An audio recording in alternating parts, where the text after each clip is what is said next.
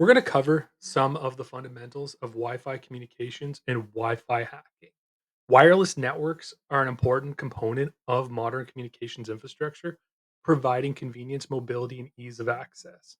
However, they are also frequent targets of security attacks due to the nature of radio frequency communications, which extend beyond the physical boundaries of a building or property. So, Wi Fi networks or wireless networks typically use the IEEE 802.11 standards to transmit data over radio frequencies. Devices authenticate and associate with an access point using either open authentication, so there's no password required, or secure methods like WPA2, which is Wi Fi protected 2, or WPA3. Data is then exchanged using encrypted frames between the client device and the AP. Encryption and authentication rely on pre shared keys, so in your in home network, or enterprise credential systems in a corporate environment. While encryption does ensure confidentiality, the authentication process and the handshake involved is often the weakest link. There are some common attack types. You have your eavesdropping and packet sniffing, where an attacker can passively monitor wireless communications to capture unencrypted traffic on open networks. Credentials, session cookies, and sensitive data may be captured in plain text. Tools like Wireshark and TCP dump are commonly used in those scenarios. Handshake, capture, and password cracking. So when the WPA2 PSK is used, an attacker may capture the four-way handshake during a client's connection to the network. This handshake can then be subjected to offline cracking attempts using dictionaries or brute force methods to recover the network key. So the PMKID based attack is also possible, where you're capturing data directly from the access point without needing a client. For de-authentication and denial of service attacks, a de-authentication attack will use forged management frames to force clients off a Wi-Fi network. This tactic is often used to capture handshakes or disrupt service.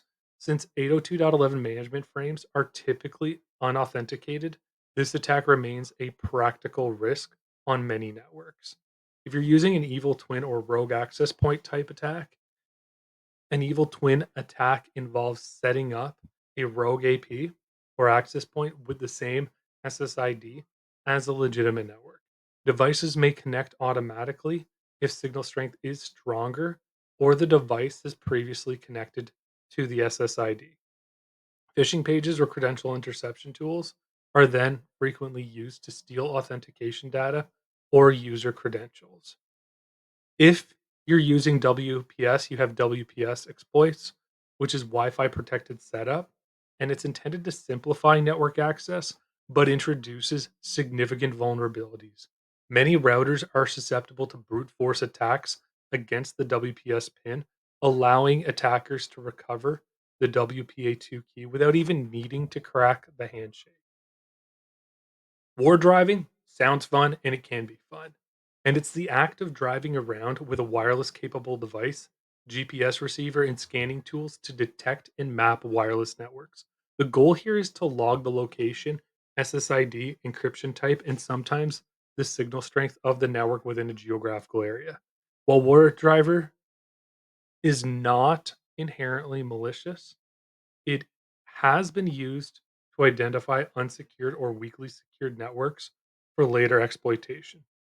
Datasets produced from war driving are often uploaded to a public mapping service such as wiggle.net, which offers searchable index of Wi-Fi networks worldwide. The tools you can use for this are Kismet, which is a wireless intrusion detection and mapping suite, Arrow Dump NG, which is part of the Aircrack NG suite, and GPS receivers or smartphones for geotagging. Okay, so we're going to actually break it down even further into the different types of attacks where we've got authentication attacks.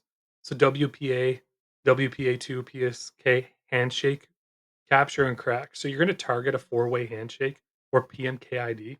And your goal here is to crack the pre shared key or the password. Some of the tools you can use are Airmon NG. arrow dump ng, hex dump tool, hex pcap tool, and hashcat. You're going to capture the handshake or PMKID and then guess the password either through brute forcing or dictionary attacks.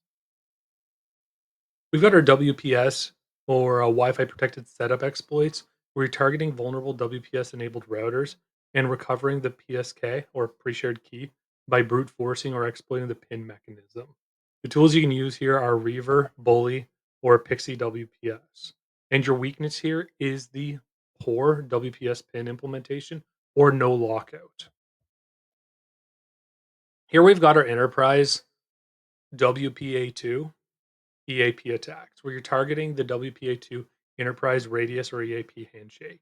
Your goal here is to capture challenge response and perform offline cracking. Your tools here are EAP hammer, host APD WPE, free radius WPE, or better cap. And the use case is to attack corporate Wi-Fi with user credentials.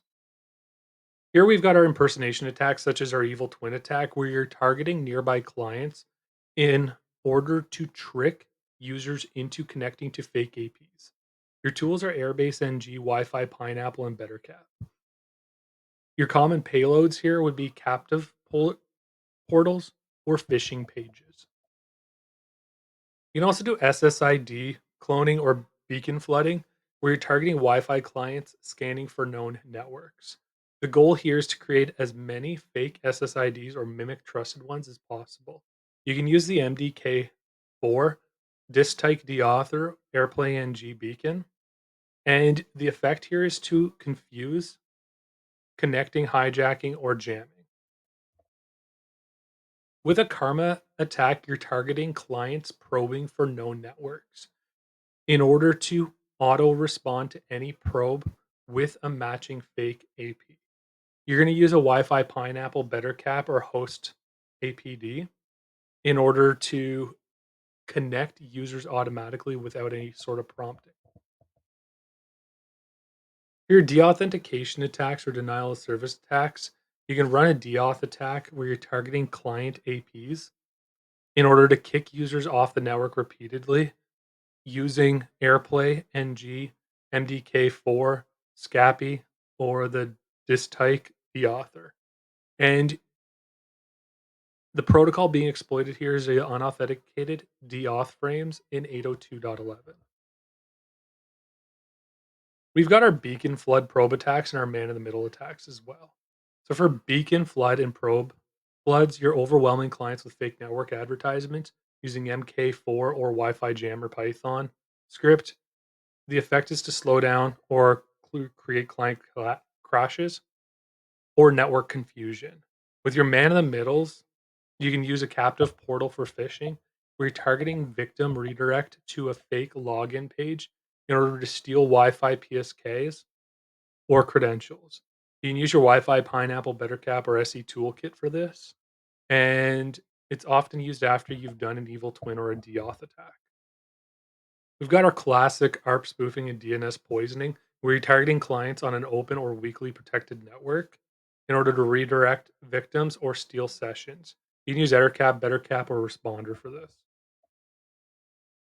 For your SSL strip or HSTS bypass, you're targeting HTTPS connections to downgrade the HTTPS to HTTP for credential theft.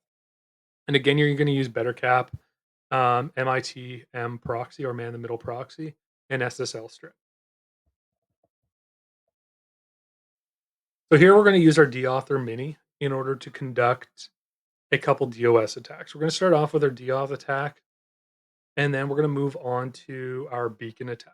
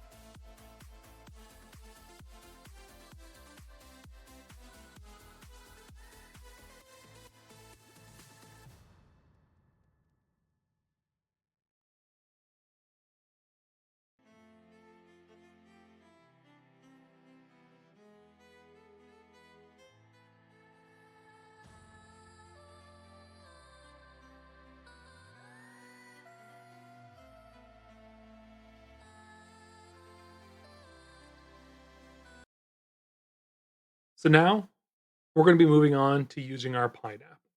And here we're going to do a handshake capture and try to exploit PMKID in order to get the actual credentials. And then we're going to brute force them. Now, the brute forcing takes a very long time, so I'm not recording the entire thing. Essentially, what I'm going to do is I'm going to start the brute force and then I'm just going to have the actual password up on the screen.